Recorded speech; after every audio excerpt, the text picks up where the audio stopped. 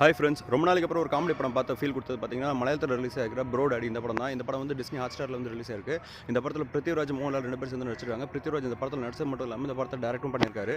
படத்தோட கதை வந்து பார்த்தீங்கன்னா, ஏற்கனவே இந்தியில் ரிலீஸ் ஆகிருந்த பதாய் ஹோ அந்த படத்தோட கதை மாதிரியே தான் கொஞ்சம் இருந்தாலும், பட் அதுக்கு முன்னாடியே வந்து ஏற்கனவே மலையாளத்தில் இதே மாதிரி ஒரு ஸ்கிரிப்ட் வந்ததா எனக்கு ஞாபகம் இருக்குது. பட் அந்த படத்தோட பேர் என்னங்கிறது தெரியல.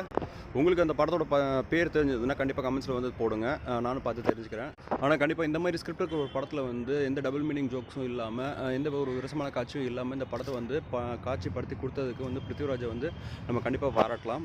கண்டிப்பாக இந்த படத்தை வந்து தமிழில் ரீமேக் பண்ணி நடிக்கிறதுக்கான சாத்தியக்கூறுகள் ஜாஸ்தி. ஆனால் இந்த கேரக்டருக்கு யார் ஒத்துக்கிட்டு நடிப்பாங்கிறது தெரியல. இமேஜ் அந்த மாதிரி எதுவும் பார்க்காம இந்த கேரக்டருக்கான ஒத்துழைப்பு கொடுத்து நடிச்சு கொடுத்தாங்கன்னா கண்டிப்பாக இந்த படம் வந்து ஹிட் ஆகிறதுக்கான வாய்ப்பு அதிகம். என்னோட சாய்ஸ் என்ன இருக்குன்னு பார்த்தீங்கன்னா, கமலும் விஜய் சேதுபதி நடிச்சிருந்தா சூப்பராக இருக்கும் இந்த படம். அதுலேயும் கிரேசி மோகன் டைலாக்காக இருந்தால் பக்காவாக இருந்திருக்கும். பட் கிடைக்காது இப்போதைக்கு.